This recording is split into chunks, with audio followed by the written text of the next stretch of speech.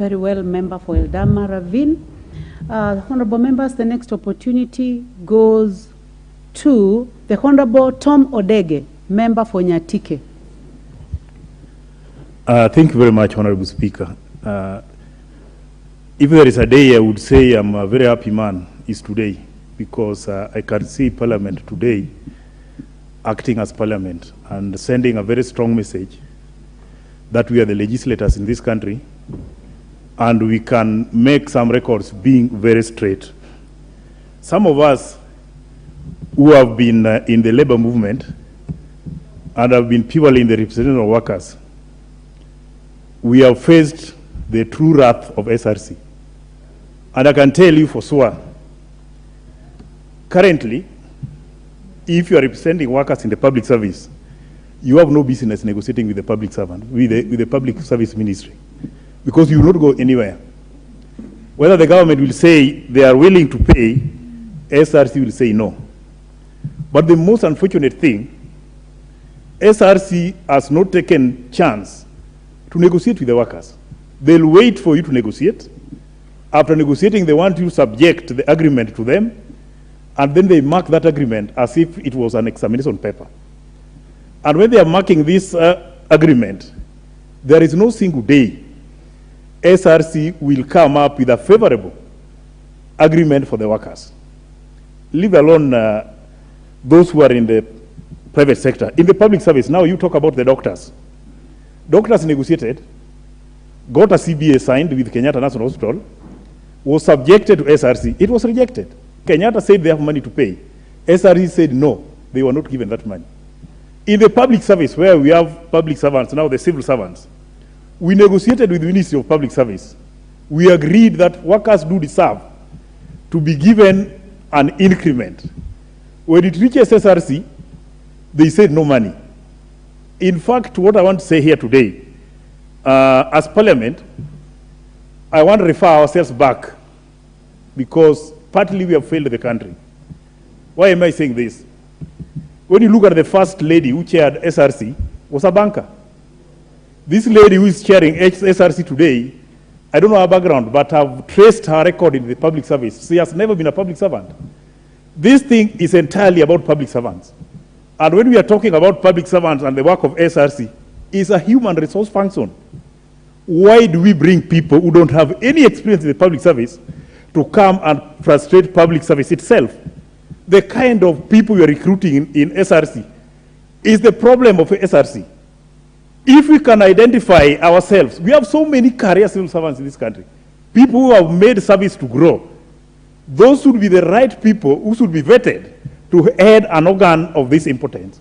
But the current people we have, whom I would say are political rewards, will never understand what public service is, will continue suffering and will continue singing songs here every day, and public servants will never get what is rightfully theirs.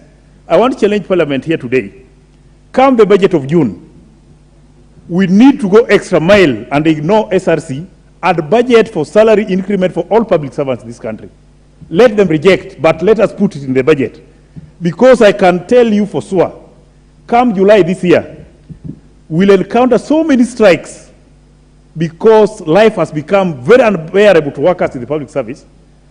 If you want to do a typical example, the government introduced computer allowance in the public service in the year 2012. That allowance has not been reviewed to date. If you want to know public servants are suffering in this country, tomorrow in the morning, go to Uhuru Park. You see the working public servants to work. They cannot afford fare. Majority of these people, the house allowance paid to them, they cannot stay near a town here. They must stay in Kayole. You can't afford a bus from Kayole to your area work in town or community. You walk in the morning. This is how the government is losing. If you walk from Kayole, you have to wake up at 5 so that you are in your office at 8. With all the risks in this road from Kayole to town, you'll bear it because you want to protect your job. On reaching community, you are tired. With an empty stomach, you have to take a glass of water. You need another 1 or 2 hours to rest and recover before you start working. Who is losing? The government. You are happy you're seeing people are reported on work. but they don't have ability to work. They're tired. These people will wait for tea at 10, which they must put extra sugar so that they get more energy to push them until lunchtime. After lunchtime, whether you like it or not, this person is tired, he'll be sleeping on the job. Then you are seeing them in the workstation, but they're not delivering. So it is important for us now as Parliament to see that these people are remunerated accordingly, these people are motivated to go and work, but the first thing, we must fix SRC. My recommendation is that we need to kick out this SRC. We participate as government, and especially Parliament, in determining who are going to sit in this commission. And we ensure people who are going there are people with a record in the public service. People we know their background, people who are working in the service, people who know how people are suffering in the service, but not people who are poached from outside. A banker knows nothing in the public service. You can't bring a banker to chair a key organ like this one, and they have never worked in the public service. They don't know how people are suffering here. So the first keyword, let us kick this team out. Then we participate in the recruitment of the new team of those who are coming in the service, and we must know their background. And we have to keep checks on them so that they don't abuse. If they have abused those people outside there, and they have the audacity of coming in and abuse the parliamentarians here, then who else is remaining? They'll be the country, not ourselves. So we must be in charge and make sure people who are working for Kenyans outside there are motivated. Like now you talk about doctors in Kenyatta.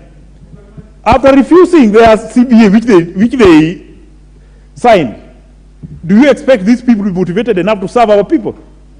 People will be there and we are suffering. And those are the people who are treating us outside there. But don't forget, the most disadvantaged now, the people who are on the watchdog, like MPs. If MPs are now the ones suffering, who will fight for the Kenyans outside there? Nobody. So it's high time we need to stand up as Parliament in this country, and everybody should know that we have the responsibility of fixing all these departments in the Republic of Kenya. And we make Kenyans be in a position to reap fruits of their sweat. Madam Speaker, I thank you. Thank you, Member for Nyatike. The next opportunity, honorable members, goes to the member for Samburu East, the Honorable Jackson Lekumontare.